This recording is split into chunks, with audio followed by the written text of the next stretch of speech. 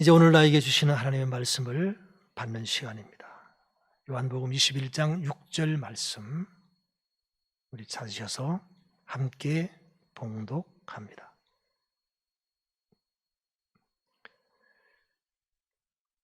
다 함께 말씀을 봉독하겠습니다. 이르시되 그물을 배 오른편에 던지라. 그리하면 잡으리라 하시니 이에 던졌더니 물고기가 많아 그물을 들 수 없더라. 요한복음 21장 6절 말씀. 그물을 배 오른편에 던지라. 부활하신 주님께서 우리를 찾아오셔서 제자들을 찾아오셔서 하신 말씀이었죠. 오늘 말씀의 배경은 요한복음 21장 1절에서 19절까지의 말씀입니다. 예수님이 부활하시고 제자들을 만나 주셨습니다. 그리고 사명을 주셨습니다. 그래도 그들은 자기 고향으로 돌아갑니다. 바로 갈릴리 지방으로 돌아갑니다. 오늘 본문이 되는 배경에서는 디베라 호수라고 나와 있는데 갈릴리 호수, 갈릴리 바다를 의미합니다. 가장 일반적인 이름이 갈릴리 호수입니다. 갈릴리 바다입니다. 디베라 호수라고도 불려집니다. 호수 주변에 큰 도시가 있습니다. 티베리아라고 하는 도시가 있는데 헤롯 안티파스라고 하는 분봉왕이 당시의 로마 황제 티베리우스를 기념해서 갈릴리 호수 주변에 도시를 만들었습니다. 그래서 디베라 호수, 그렇게 이름이 붙여집니다. 지금도 갈릴리 호수 주변에서는 가장 큰 도시가 되어 있습니다. 게네사렛 호수, 긴네렛 호수, 기노사르 호수, 이런 이름으로 불려집니다. 지금 갈릴리 바다의 그 지형을 보고 계시고 오늘날 갈릴리 호수에 배가 다니는 모습입니다.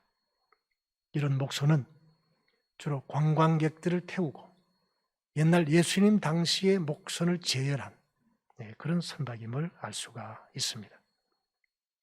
부활하신 주님을 만났던 제자들이었지만 예루살렘에서 전에 살았던, 전에 활동했던 갈릴리 지방으로 돌아옵니다.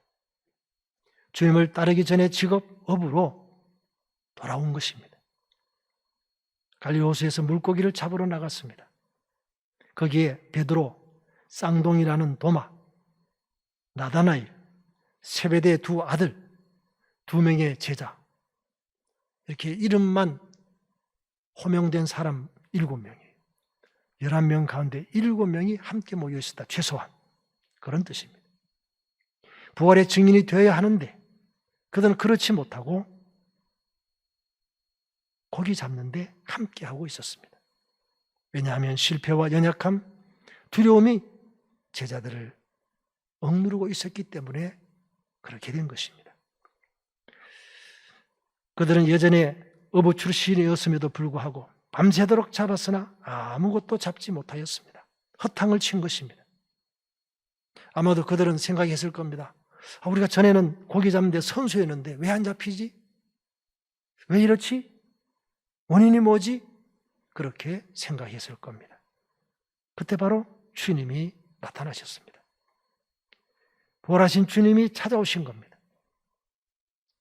실패로 인한 두려움과 연약함에 빠져있던 베드로에게, 사명을 포기하고 생업으로 돌아간 제자들에게 주님이 찾아오신 겁니다.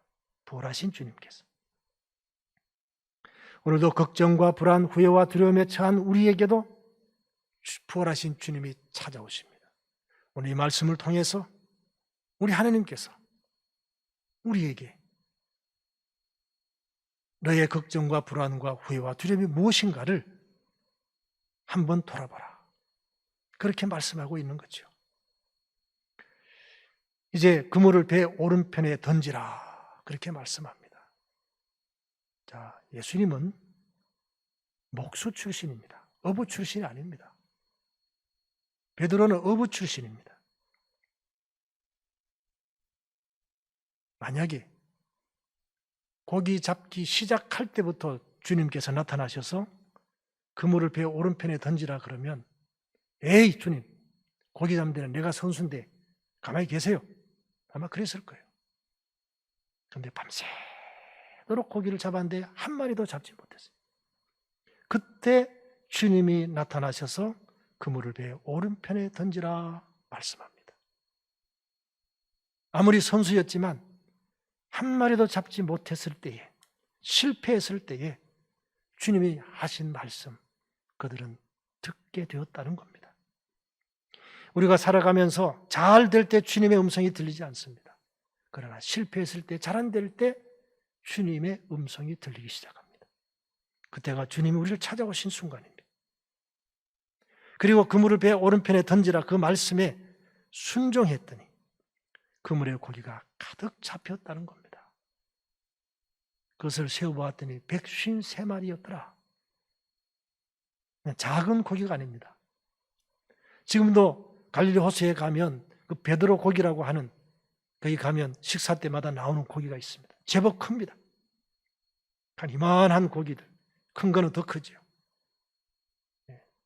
보통 이 고등어, 큰 고등어만한 그런 고기들. 그런데 그보다 아마 더 컸을 거예요. 그물이 찢어질 정도로 고기가 잡혔다. 153마리가 잡혔습니다. 말씀에 순종했더니 기적이 일어난 것입니다. 153 볼펜의 탄생을 여러분 혹시 이야기 들어보셨는지 모르겠습니다. 주식회사 모나미 송삼석 회장님의 간증입니다. 이번에 사업을 하다가 사업이 잘 안 돼서 기도원에 찾아갔어요. 그동안 잘못했습니다. 이제 잘하겠습니다. 도와주십시오. 그렇게 이제 기도하는 거예요. 그러면서 3가지를 약속합니다. 하나님 앞에. 하나님, 이제부터 주일 성수 철저히 하겠습니다. 그동안 바쁘다는 핑계로 주일 성수 못했습니다. 이제 주일 성수 철저히 하겠습니다. 11조 철저히 하겠습니다. 그동안 뭐 여기저기 필요하다고 11조 제대로 못했습니다. 11조 철저히 하겠습니다. 그리고 새벽기도 철저히 하겠습니다. 3가지 결심을 하고 기도를 하고 성경을 보고 있는데 바로 요한복음 21장 1절에 14절 말씀을 읽는 중에 영감을 받았어요. 하나님의 말씀에 순종하면 그물이 찢어질 정도로 고기가 잡히는구나. 그래서 우리 볼펜 이름을 153으로 하자. 그래서 153 모나미 볼펜이 태어난 거예요. 지금도 모나미 볼펜 153 볼펜이 있거든요. 바로 그런 배경입니다.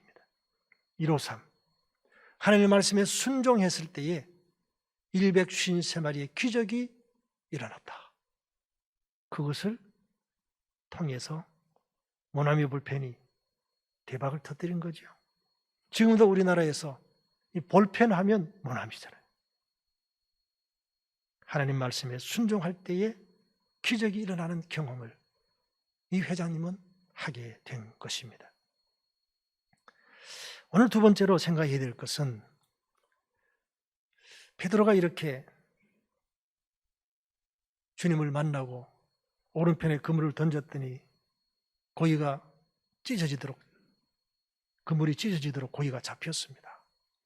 그러고 난 다음에 무슨 일을 하셨는지를 잘 한번 보십시오.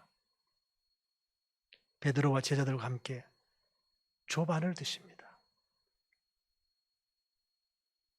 그 과정에서 우리는 아주 중요한 내용을 발견합니다. 베드로는 주님을 3번 부인한 사람입니다.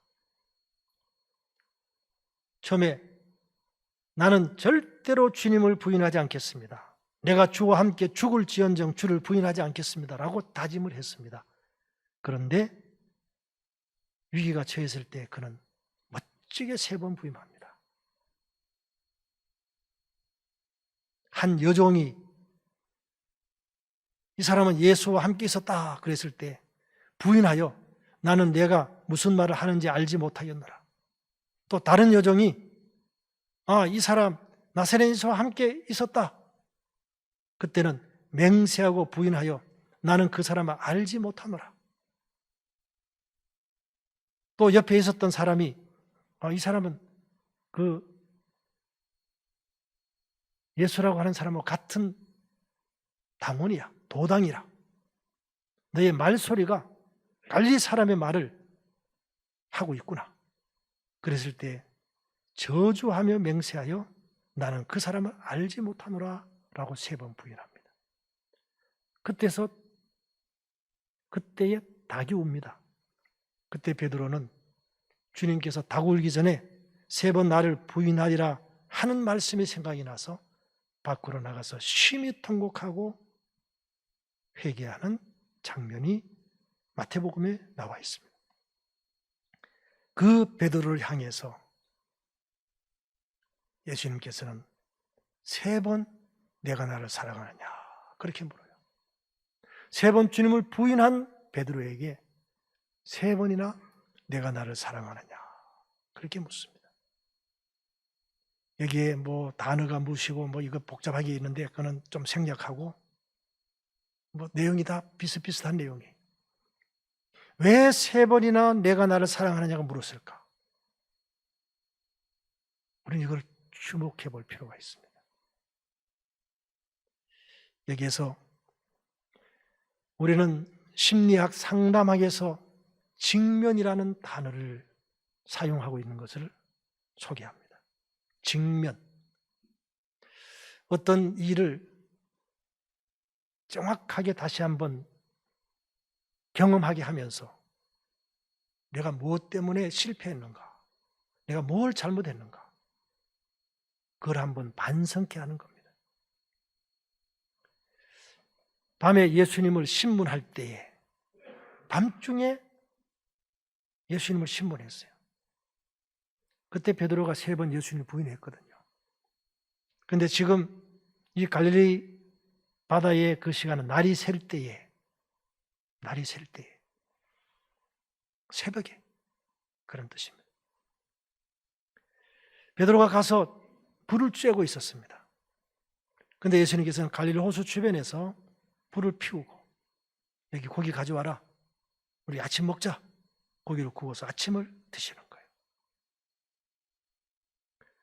베드로는 여종 2사람 또 다른 사람에게 3번이나 예수님을 부인했습니다. 갈수록 더 심각하게 부인을 했습니다. 그때 예수님께서는 3번이나 내가 나를 사랑하느냐? 라고 질문을 하십니다. 베드로가 실패한 문제에 대해서 용기 있게 직면케 함으로 실패 이유를 깨닫게 하고 다시 회복시키시는 예수님의 배려와 은혜를 우리는 보게 됩니다. 직면을 통해서 베드로를 회복시킨 예수님. 예수님이 신문 받으실 때에 숯불을 쬐면서 여종에게 3번이나 예수님을 부인했던 베드로를 갈릴리 바다 새벽에 숯불을 피워놓고 베드로에게 3번이나 나를 사랑하느냐 물으셨습니다. 이렇게 직면을 통해서 베드로를 회복시킨 목적이 무엇이냐? 바로 그것은 베드로에게 주신 사명을 회복시키는 겁니다. 사실은 부활하신 주님께서 이미 사명을 다 주셨습니다. 그럼에도 불구하고 그 사명을 제대로 실행하지 못하고 실패의식에 사로잡혀 있었던 베드로를 회복시키십니다. 내 양을 먹이라, 내 양을 치라, 내 양을 먹이라. 첫 번째 내 양을 먹이라는 것은 어린 양을 먹이라 그런 의미입니다. 내 양을 치라, 양을 관리하고 돌보라, 내 양을 먹이라. 여기서 양은 들판에 있는 양이 아니라 사람을 말하지요. 사람을 제자로 양육하라 그런 뜻입니다. 그래서 베드로에게 주신 사명은 하나님의 사람으로 양육하는 사명입니다. 그것이 우리에게 주신 사명이에요. 오늘 우리는 여기에 초점을 맞춰야 합니다. 우리가 아무리 화려한 건물이 있고 조직이 있다 할지라도 사람을 하나님의 사람으로 양육하지 않으면 그것은 하루아침에 무너집니다. 우리는 그것을 지금 보고 있습니다. 우리는 먼저 하나님이 나에게 맡겨주신 자녀들, 다음 세대들을 하나님의 사람으로 양육해야 합니다. 나에게 맡겨주신 영혼들을 하나님의 사람으로 양육해야 합니다. 우리 구역원들, 우리 교회학교 자녀들 양육해야 합니다. 양육하기 위해서는 순수하고 겸손한 마음으로 감당해야 합니다. 신중하고 조심스러운 일입니다. 자칫 잘못된 길로 가게 할 수도 있습니다. 그러므로 분명하게 아는 것을 가르쳐야 합니다. 내가 확신하고 실행하고 있는 것을 가르쳐야 합니다. 나도 하지 못하는 것을 가르치면 아무 의미가 없습니다. 이 일은 힘든 일입니다. 그런데 그 일을 해도 세상적 보상은 별로 없습니다. 그러나 우리의 상급은 하나님 나라에서 받을 것임을 확신합니다. 세상에서는 상급을 받지 못하지만 그럼에도 불구하고 지속적으로, 계속적으로 해야 합니다. 우리가 이렇게 사람을 하나님의 사람으로 세우는 데는 많은 실수가 있습니다. 많은 실패를 경험합니다. 그러나 이것을 실패라고 보지 말고 시행착오라고 보면 됩니다. 마지막이라는 생각을 버리고 재도전할 기회로 삼으면 됩니다. 절대로 자신을 실패자로 비하할 필요가 없습니다. 반성하고 또다시 출발해야 합니다. 그리고 혹시 실패하더라도 그 실패 때문에 포기하면 안 됩니다. 그리고 실패가 예견되면 빨리 단념하고 새 출발하는 것이 필요합니다. 화살은 관역에 명중하는 것보다 빗나갈 확률이 훨씬 높습니다. 큰 교훈을 안겨주는 고상한 실패가 저속한 성공보다 나은 경우가 있습니다. 세상은 실패를 시행착오로 여기고 다시 일어서는 적극적인 사람들에 의해 주도된다. 그렇게 말합니다. 이제 오늘 말씀을 우리 삶에 구체적으로 적용해 보겠습니다. 내가 양육해야 할 양은 누구일까? 제자는 누구일까? 그 사람을 찾아야 합니다. 제자를 찾으십시오. 제자를 찾으십시오. 내 자녀, 내 교회학교 학생들, 구역원들, 선교회원, 그러기 위해서 내가 준비해야 합니다. 첫째는 내가 주님을 사랑하고 있는가? 주님이 첫 번째인가? 주님만으로 행복한가? 주님의 말씀이 나의 삶의 방법인가를 확인해야 합니다. 그리고 양에게 먹일 양식을 준비했는가를 확인해야 합니다. 말씀을 묵상하는가? 말씀을 공부하는가? 말씀대로 살고 있는가? 그리고 무엇보다 중요한 것은 시간을 확보하는 일입니다. 가장 소중하고 가치 있는 일임을 기억하고 먼저 해야 될 일임을 기억하고 이 일에 우선순위를 두어야 합니다. 저는 우리 외손녀 3명에게 신앙을 전수해야 되는 사명을 수행하기 위해서 토요일 오후와 주일 오후는 시간을 비웁니다. 왜냐하면 그 아이들과 같이 지내기 위해서입니다. 토요일 저녁 물론 가정 예배를 위해서 시간을 비웁니다. 시간을 확보하지 않으면 불가능하기 때문에 그렇습니다. 오늘도 특별히 오늘 저녁에는 우리 자녀들과 함께 가정주일 학교를 통해서 우리 자녀들을 주님의 제자로 양육하는 일에 최선을 다하시기를 주님의 이름으로 간절히 부탁을 드립니다. 부활하신 주님께서 실패하고 좌절하고 낙심한 우리에게 오늘도 찾아오십니다. 주님을 모시고 주님의 말씀에 순종하여 오늘도 153마리의 물고기를 잡는 기적을 경험하는 우리 모두가 되어주시기를 바랍니다. 기도합시다. 부활하신 주님께서 실패하고 좌절하고 낙심한 우리에게 오늘도 찾아오셨습니다.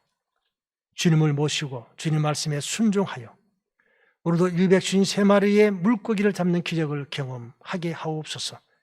하나님께서 우리에게 맡겨주신 다음 세대 자녀들을 주님의 제자로 양육하는 일에 우리 교회학교 자녀들을 또 우리 선교회 회원들, 우리 구역 식구들을 주님의 제자로 하나님의 사람으로 양육하는 일에 헌신하는 우리 모든 성도들, 사역자들 되게 하여 주옵소서. 예수님의 이름으로 간절히 축복하며 기도하옵나이다. 아멘.